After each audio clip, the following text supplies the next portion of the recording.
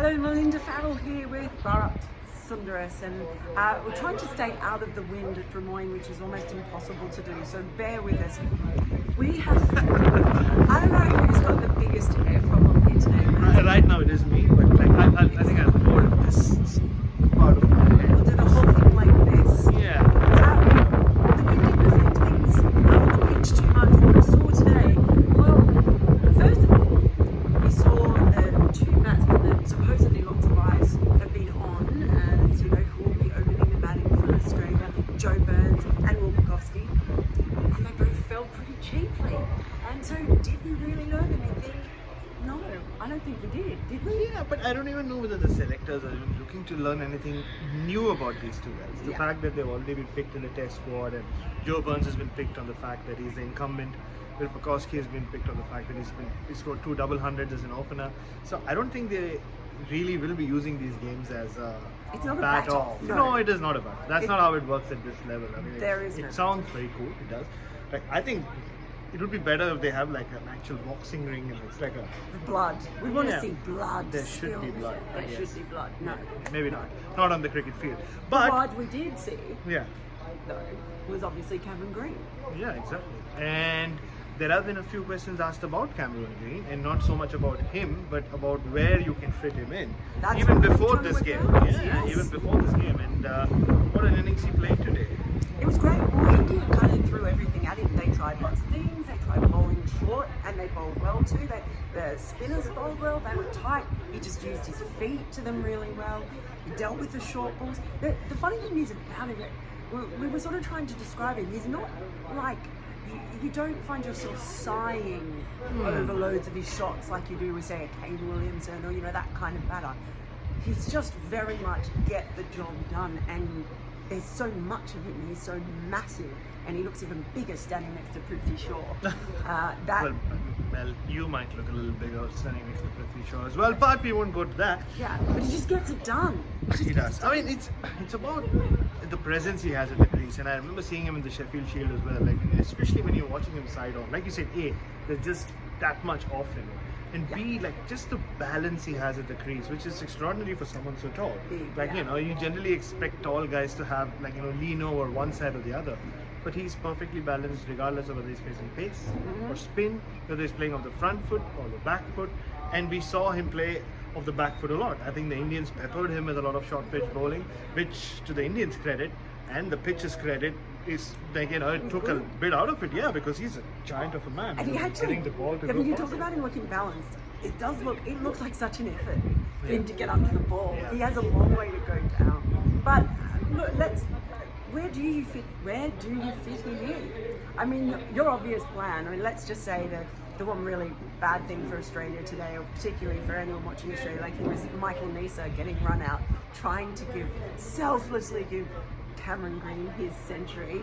I know you walked off to the hill and sulked for like half an hour. I just walked away. I just didn't want to be around people who just don't get Michael Neser. If Adam Collins Collar was here, he would have felt what I felt.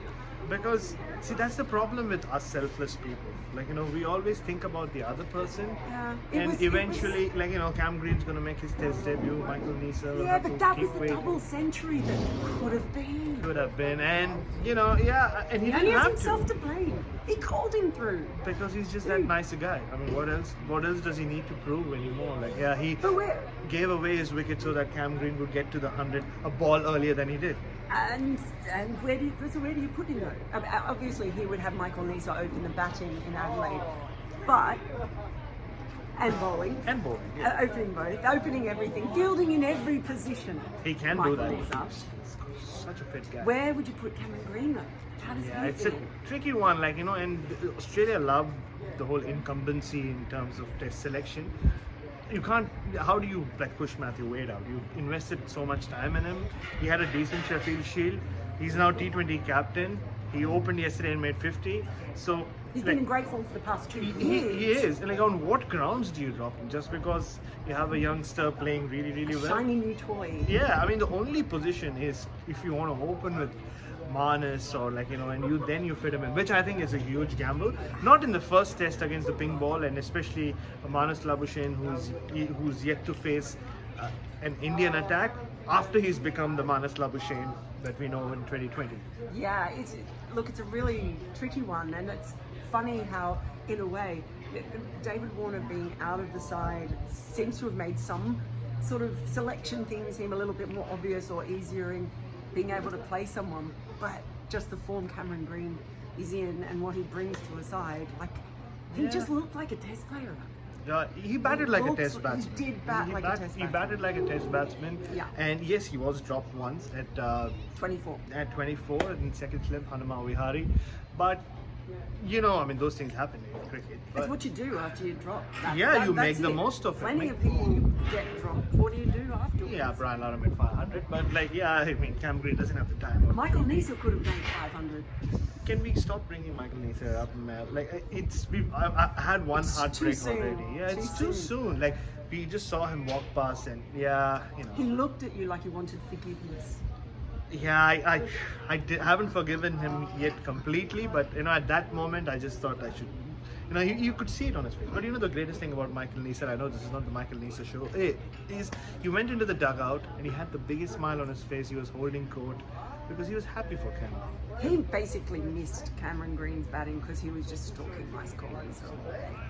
You know, but you did see some of India's bowling, and despite the century of India, I thought bowled really well as a whole. Umesh Yadav, with this pitch that had a bit of bounce in it still, especially in the morning, I mean, he looked really good, I thought. Yeah, but like there are few fast bowlers in the history of cricket who have the kind of experience that Umesh Yadav has of coming to Australia. This is his 4th test tour. That's insane. He's gone level with Ishant Sharma, who made 4 test tours. He should have been making his 5th tour, but unfortunately, as we know, he isn't coming. So he knows all about bowling in Australian conditions, and he bowled really well. I thought Mohammad Siraj also started off really well. He was getting the ball, he was getting the right lengths. A lot of times on a pitch like this, with a lot of bounce, you expect young fast bowlers from the subcontinent to come and bowl too short. I thought he used his length beautifully. He troubled the Australia A batsman. And he obviously he lost his run up, and then we seemed to get really frustrated. Yeah. But before that, I thought he bowled really well. He bowled the bouncer of the day. He did bowl a bouncer of the day at Green. He really did. Yeah. He was all over the place trying to get out of the way. That's the only time it looked a little imbalanced. But yeah. How often would we talk about the bouncer of the day which went past someone's chest? Not very often. So that's how big Cam Green is. Yeah. And I thought Ashwin bowled really, really well as well. Like, you know, bowled with a cap, which always adds to the whole aura. That was actually the best part of the day, and there should be more of it. And I think that Ashwin should only be allowed to bowl with a cap from now on. Well, it's Ashwin, he does different things all the time, so maybe that's his new thing. I like it, and I think he should stay with it. And even Kozlik was really hot. Yeah. I mean, even though while Mel tries to get her voice back, there was a point where he rolled over the ball and it looked like it was really, really painful, but thankfully it was to the left of where it should not have been, so he's okay. I saw him still icing it on his way out, but he bowled really, really well again. It's a big tour for him. Jadeja now, like this, nobody knows how good or bad his hamstring is yet, so who knows? I mean, you know, going forward, it's good to have not just both spinners, but all your bowlers looking sound and in good form.